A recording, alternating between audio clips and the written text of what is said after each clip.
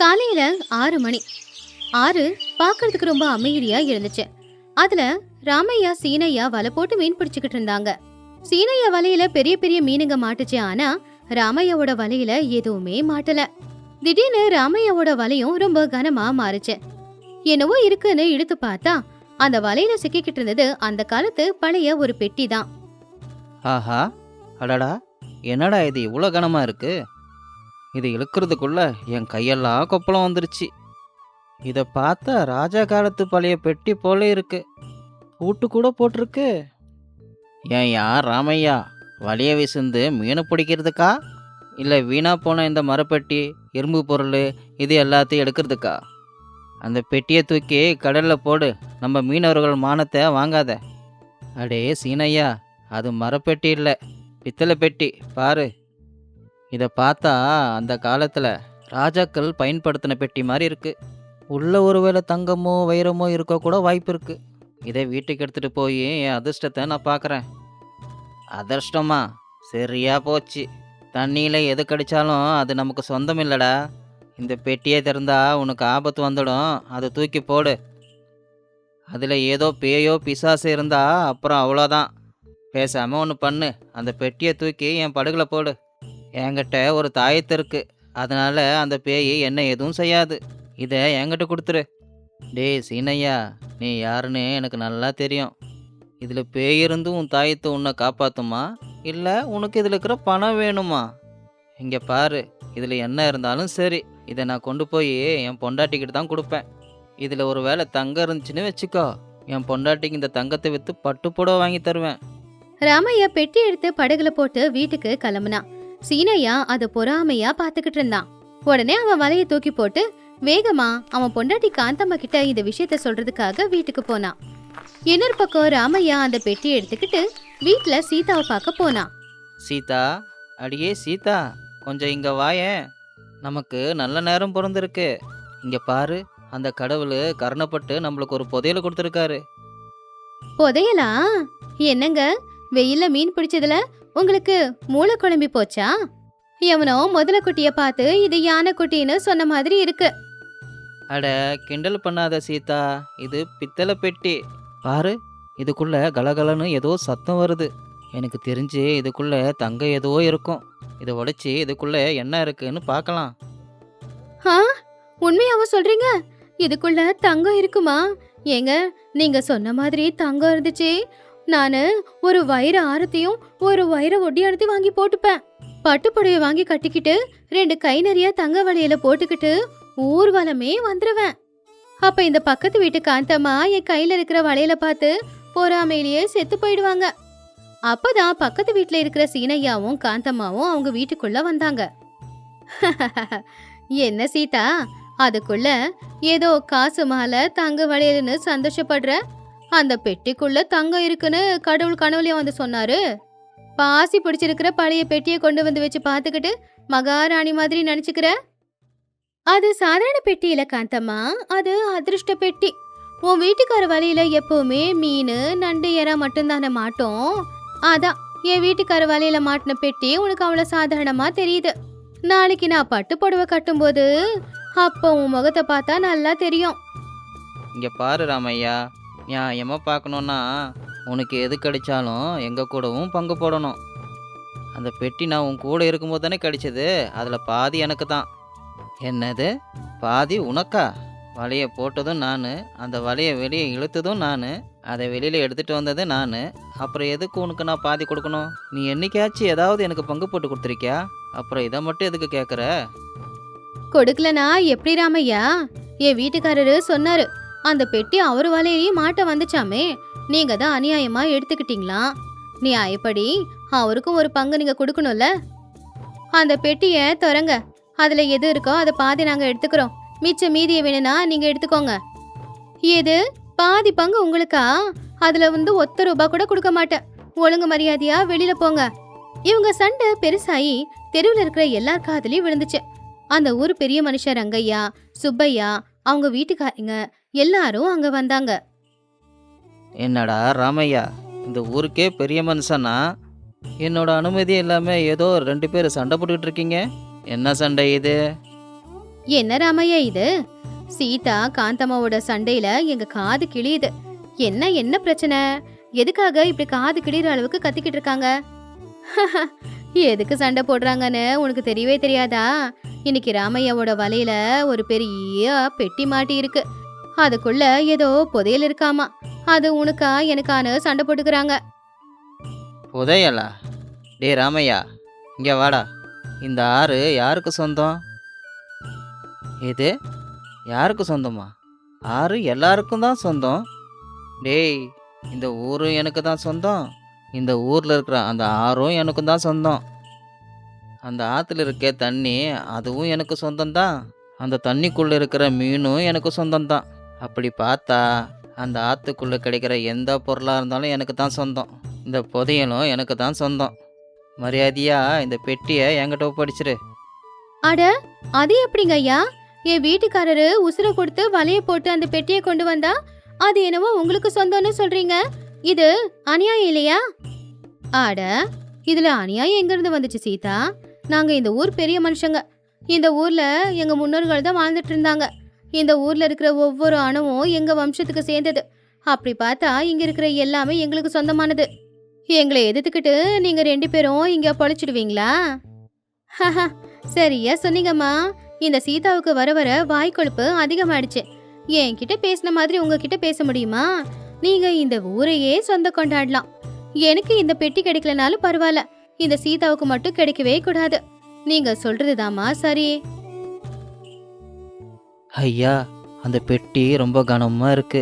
எனக்கு தெரிஞ்சு ராஜா காலத்தில் எல்லாரும் பயன்படுத்தின தங்க காசு அந்த பெட்டிக்குள்ளே நிச்சயமாக இருக்கு. ஏதோ எனக்கு தெரிஞ்சதை சொல்லியிருக்கேன்.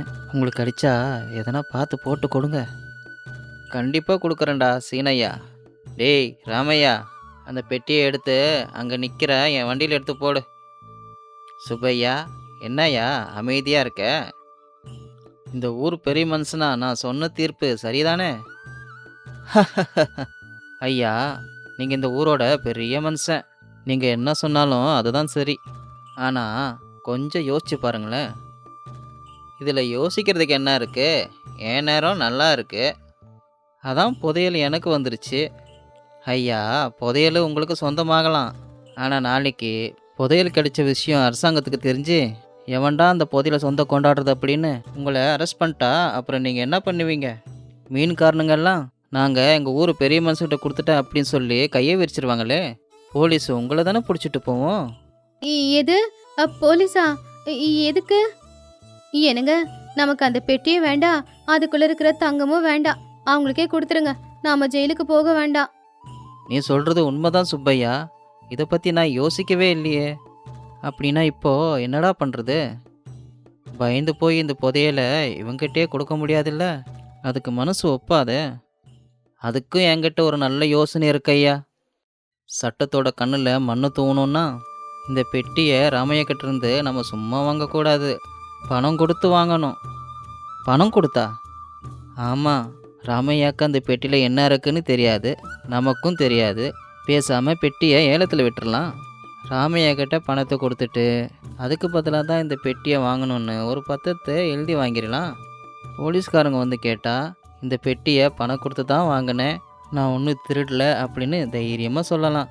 அப்போ போலீஸ்காரங்களால உங்களை ஒன்றும் பண்ண முடியாது. சரியா சொன்னீங்க ஐயா. அந்த பெட்டிய ஐயா வாங்கிக்கிட்டாருன்னா அந்த பெட்டி ஐயாவுக்கும் சொந்தம். ராமையாவுக்கும் அதுக்கும் சம்மந்தமே இல்லையே. சரி சரி, எங்களுக்கு புதையலும் வேண்டாம், பெட்டியும் வேண்டாம். பணம் கொடுத்து அந்த பெட்டி எங்ககிட்ட இருந்து வாங்கிக்கிறீங்கன்னா நாங்க தாராளமா பணத்துக்கு அந்த பெட்டியை விற்கிறோம். அட இருங்கம்மா, எப்படியோ ஏலத்தில் விட போகிறேன்னு ஆகிப்போச்சு. அப்புறம் எதுக்கு இவரு மட்டும் வாங்கிக்கணும்? என்கிட்டும் பணம் இருக்குது, நானும் வாங்குறேன். அதானே, நாங்க ஏலம் கேட்க கூடாதா? அவர்கிட்ட தான் பணம் இருக்கா? எங்ககிட்டயும் 2 ஏக்கர் பூமி இருக்கு. இந்த பெட்டி எனக்கு சொந்தமாச்சுன்னா இதே ஊர்ல 1000 ஏக்கர் பூமியை வாங்குவோம். என்னடா சீனையா, என்கிட்டே போட்டா போட்டி போடுறியா? சரி பார்க்கலாம். என்கிட்ட இருக்கிற பணத்துக்கு முன்னாடி நீ எல்லாம் ஒரு ஆளா? சுப்பையா, சீக்கிரமா ஏலத்தை ஆரம்பி. இன்னைக்கு இந்த ஊர் நான் யார் அப்படிங்கிறத பார்க்க போகுது. பூஜனுங்க எல்லாரும் அங்க சேர்ந்தாங்க. அப்போ ராமையா சீதா ஒரு பக்கமா கைய கட்டி நின்னுக்கிட்டு இருந்தாங்க. சுப்பையா நடுவுல நின்னு பெட்டிய ஏலம் போட்டுக்கிட்டு இருந்தாரு. ஊர் ஜனங்களா, எல்லாரும் நான் சொல்கிறத கொஞ்சம் கவனமாக கேளுங்க. இந்த பெட்டியை பார்த்தாலே நல்லா தெரியுது. இது அந்த காலத்தில் ராஜாக்கள் பயன்படுத்துனது. இதை தூக்கி பார்த்தா ரொம்ப கனமாக இருக்குது. கணத்தை பார்த்தா உள்ள 100 தங்க காசாவது இருக்கும். இப்போ இந்த பெட்டியோட ஏலம் 10 ரூபால தொடங்குது. யார் அதிகமாக பணம் கொடுத்து வாங்குறீங்களோ அவங்களுக்கு இந்த பெட்டி சொந்தம். 10 ரூபாவா? நான் இதுக்கு 50 ரூபா கொடுக்குறேன். சரியா சொன்னீங்க. அந்த பெட்டி நமக்கு தான். 50 ரூபாவா? 50 ரூபா. இந்தா, இதுக்கு நான் 100 ரூபா கொடுக்குறேன். ரங்கையா அப்படின்னா சும்மாவா? கொஞ்சம் இருங்கய்யா, நீங்கள் 100 தானே சொன்னீங்க, நான் 200 கொடுக்குறேன். எங்க வீட்டுல இருந்த எங்க அத்தையோட நகை, எங்க பட்டு புடவை எல்லாத்தையும் அடகு வச்சு பணம் கொண்டு வந்திருக்கோம். இந்த பெட்டி இனி எங்களுக்கு தான் சொந்தம். ஓஹோ, அப்படின்னா கேளுங்க, 500 ரூபா. அதை கேட்டு ஊர்க்காரங்க எல்லாரும் ஆச்சரியமா, அட கடவுளே, 500 ரூபாவான்னு வாய் பொழந்தாங்க. அந்த காலத்துல 500 ரூபாய்க்கு ஒரு ஊரையே விலைக்கு வாங்கிடலாம். அட என்னங்க அவசரப்பட்டு 500 ரூபான்னு சொல்லிக்கிட்டு இருக்கீங்க? நம்ம சொத்து பத்து எல்லாத்தையும் எடுக்க போறீங்களா என்ன? ஐயோ, உங்களுக்கு என்ன பைத்தியமா பிடிச்சிருக்கு? பைத்தியமெல்லாம் ஒன்றும் இல்லை. அந்த பெட்டியில் 100 தங்க காசு இருக்குது. நான் கொடுக்க போகிறது வெறும் 500 ரூபா. அதில் 10 லட்சம் இருக்கும். உனக்கு ஒன்றும் தெரியாது. 500 ரூபாயா? என்கிட்ட அவ்வளோ பணம் இல்லையே. சரி, பேசாமல் என் பூமியை எழுதி கொடுத்துட்றேன். 600 ரூபாங்க. ஏங்க, வயலை எழுதி கொடுத்துட்டு நாம எப்படி பொழைக்கிறது? அடியே பைத்தியக்காரி, அந்த பெட்டியில் இருக்கிற பணம் நம்மளுக்கு கிடைச்சது. அப்புறம் நம்ம இந்த ஊரை விட்டுட்டு பட்டணத்திலே போய் தங்கிடலாம். என்னடா என் கூடயே போட்டா போட்டி போட்டுக்கிட்டு இருக்கியா? இங்கே பாரு சுப்பையா, என்கிட்ட இருக்கிற 5 ஏக்கர் தோட்டத்தையும் அப்படியே 1000 ரூபா மதிப்பு இருக்கிற நகையும் ராமையாக்கு எழுதி கொடுக்குறேன். மொத்தம் 1000 ரூபா. இது யார் கேட்குறாங்கன்னு பார்க்கலாம். 1000 ரூபாயா? அப்பா, இதுக்கு மேலே என்னால் கேட்க முடியாது. என் தோல்வியை நான் ஏற்றுக்கிறேன். இந்த பெட்டியை நீங்களே எடுத்துக்கோங்க. ஐயோ, கிடைச்ச புதையல் போயிடுச்சே. அப்படின்னா வைர ஒட்டியானத்தை என்னால போட்டுக்க முடியாதோ? ஏங்க, கேட்டிங்களா? நமக்கு 1000 ரூபாய் பணம், 5 ஏக்கர் தோட்டம் இதெல்லாம் கிடைச்சதுன்னா நம்ம ரொம்ப சந்தோஷமா இருக்கலாங்க. அந்த கடவுள் நம்ம பக்கம் இருக்காரு சீதா. நமக்கு புதையல் கொடுக்கலன்னா கூட அந்த பெட்டி மூலியமாக நம்மளுக்கு புதையலாக மாற்றிருக்காரு. ரங்கையா, 1000 ரூபாய் நகையை ராமையா கையில் வச்சிட்டீங்க. இனிமே இந்த பெட்டி உங்களுக்கு மட்டும்தான் சொந்தம். இப்போ எல்லார் கண்ணு முன்னாடியும் இந்த பெட்டியை தரங்க. ஊர்க்காரங்க எல்லாரும் கவனமா பாத்துக்கிட்டு இருந்தாங்க. பார்த்தீங்களா ஜனங்களா, இந்த ரங்கையோட அதிர்ஷ்டம் எப்படி இருக்க போகுதுன்னு? இதோ இன்னைக்கு உங்கள் கண்ணுக்கு முன்னாடி எல்லாமே தெரிய போகுது. லிங்கம்மா வா, இதுக்குள்ளே இருக்கிற வைர ஆரம் உனக்கு தான் சொந்தம். முதல்ல அந்த பெட்டிய தரங்க. ரங்கையா மெதுவா அந்த பெட்டியோட மூடிய திறந்தான். பெட்டியோட மூடிய திறந்த உடனே அந்த பெட்டிக்குள்ள இருந்து பயங்கரமா நாத்தடிக்க ஆரம்பிச்சுது. ஐயையோ, என்னடா நாத்தம் இது? பழைய காலத்து பெட்டி இல்லை, இதுக்குள்ளே இருக்கிற காசெல்லாம் பூர்ண போய் நாத்தடிக்குதுன்னு நினைக்கிறேன். ஐயோ ரங்கையா, அந்த பெட்டியில் காசு எதுவும் இல்லைன்னு நினைக்கிறேன். ஏதோ கருப்பாக கல் இருக்கிற மாதிரி இருக்கு. ரங்கையா அந்த பெட்டிக்குள்ள இருக்கிறத எல்லாத்தையும் ஒவ்வொன்னா வெளியே எடுக்க ஆரம்பிச்சான். அதுல தண்ணியில நனைஞ்சு ஊறி போய் இருக்கிற பழைய துணிங்க, அப்புறம் கணத்துக்காக வச்சிருக்கிற கல்லுங்க, அப்புறம் அந்த பெட்டிக்குள்ள இத்தனை நாள் வாழ்ந்துகிட்டு இருந்த அந்த ஆத்து நண்டுங்க வெளியில வந்துச்சு. ஐயோயோ, என்னடா இது? வெறும் நண்டு கல்லு மட்டும் இருக்கு. இதில் தங்கத்தையும் காணோம், வைரத்தையும் காணோம். ஐயோயோ, அட கடவுளே, போச்சு போச்சு. இதுவா உங்க புதையல? இதுக்காகவா 1000 ரூபாய கொடுத்தீங்க? அந்த ராமையா நம்மள ஏமாத்திட்டாங்க. என்னங்கம்மா, நாங்க உங்களை ஏமாத்தினோமா? அதுல என்ன இருக்குன்னு எங்களுக்கும் கூட தெரியாதே. அப்புறம் எப்படி நாங்க ஏமாத்தினதா ஆகும்? நீங்க தானே அந்த பெட்டி உங்களுக்கு வேணும்னு சொல்லி ஏலத்துக்கு மேல ஏலமா விட்டு அந்த பெட்டியை எடுத்துக்கிட்டீங்க. என்னங்கய்யா, பழைய துணியையும் இந்த நண்டையும் வாங்குறதுக்கு உங்ககிட்ட இருக்கிற மொத்தத்தையும் கொடுத்துட்டீங்க. நல்ல வேலையா இந்த ஏலத்துல நாங்க தோத்து போயிட்டோம். ஜெயிச்சிருந்தா உங்க நிலைமை தான் எங்களுக்கும் வந்திருக்கும். என்னங்க ரங்கையா, பெட்டியில் இருக்கிற அத்தனை சொத்து உங்களுக்கு தான் சொந்தம். நீங்களே உரிமை கொண்டாடுங்க. சுப்பையா அந்த பெட்டிக்குள்ள இருக்கிற ஒரு பழைய ஓலைய வெளியில எடுத்தாரு. அதுல என்னவோ எழுதி இருந்துச்சு. ஐயா அமைதியா இருங்க. இதில் ஒரு ஓலையும் இருக்கு. இது என்னான்னு படிச்சு காட்டுறேன். டேய் பேராசை பிடிச்சவனே, இந்த பெட்டியை பார்த்து புதையல் இருக்குன்னு சொல்லி ஏமாந்திட்டியா? நான் அந்த காலத்தில் வாழ்ந்துட்டு இருந்த கஞ்ச பிஸ்னாரிடா.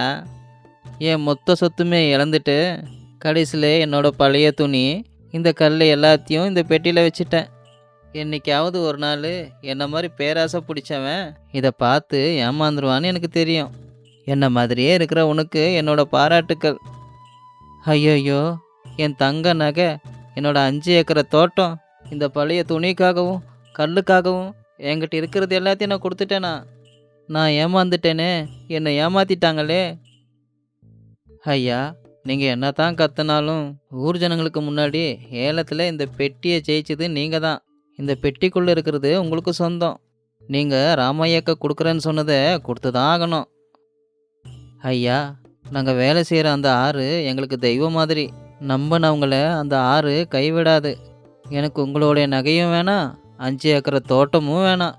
என்னுடைய குடிசையை சரி பண்ணுறதுக்கு எனக்கு ஒரு 100 ரூபா மட்டும் கொடுங்க. போதுங்க ஐயா, மீதி எல்லாத்தையும் நீங்களே வச்சுக்கோங்க. ராமையா, உண்மையிலே நீ ரொம்ப நேர்மையானவன். உன் நேர்மைக்கு முன்னாடி என்கிட்ட இருக்கிற பணம், சொத்து இது எதுவுமே நிற்க முடியாது. அந்த 1000 ரூபா உங்ககிட்டே இருக்கட்டும். என் பேராசை குணத்துக்கு இன்னைக்கு நான் ஒரு பாடத்தை கற்றுக்கிட்டேன். என்ன மன்னிச்சிடு சீதா, எங்க கிட்ட பணம் இருக்குன்னு நாங்க ரொம்ப திமிரா நடந்துக்கிட்டோம். அதுக்கு தான் கடவுள் மண்டையில ஓங்கி கொட்டி இப்படி எங்களுக்கு ஒரு பாடத்தை கத்து கொடுத்துருக்கான் போல. ஏங்க பாத்தீங்களா, மத்தவங்களுக்கு கிடைச்ச அதிர்ஷ்டத்தை பார்த்து நாம பொறாமப்பட்டு அதை நமக்கு சொந்தமாக்கிக்கலாம் அப்படின்னு பார்த்தோம். அது தப்பு அப்படின்னு என்னைக்காவது நாம புரிஞ்சுக்கிட்டோமே. பூஜனுங்க எல்லாருமே சீனையா ரங்கையாவோட பேராசைய பார்த்து சிரிச்சுக்கிட்டே ராமையாவோட நேர்மையை பார்த்து பாராட்டிக்கிட்டே வீட்டுக்கு போயிட்டாங்க. ராமையாவும் சீதாவும் அந்த பணத்தை வச்சுக்கிட்டு ரொம்பவும் சந்தோஷப்பட்டாங்க. சுப்பையா, இந்த பெட்டியை கொண்டு போய் மறுபடியும் ஆற்றுலையே தூக்கி போட்டுரு. மறுபடியும் என்ன மாதிரி பேராசை குணம் இருக்கிறவன் எடுத்துக்கிட்டோம். சரிங்க ரங்கையா, பேராசைப்பட்டா இருக்கிறதும் போயிடும். அதுவே நேர்மையாக இருந்தா அந்த கடவுளே நமக்கு புதையலை கொடுப்பான். இந்த கதையில இருக்கிற நீதி, ஒருத்தனுக்கு கிடைச்ச புதையலா இருக்கட்டும், அவனுக்கு கிடைக்கிற பாராட்டா இருக்கட்டும், அதை பார்த்து பொறாமப்பட்டு அது நமக்கு சொந்தமாகணும் அப்படின்னு சுயநலத்தோட யோசிச்சா நாளைக்கு இந்த மாதிரி தான் ஜனங்க முன்னாடி அவமானப்பட்டு தலை குனிஞ்சு நிக்கிற நிலைமை நிச்சயமா வரும்.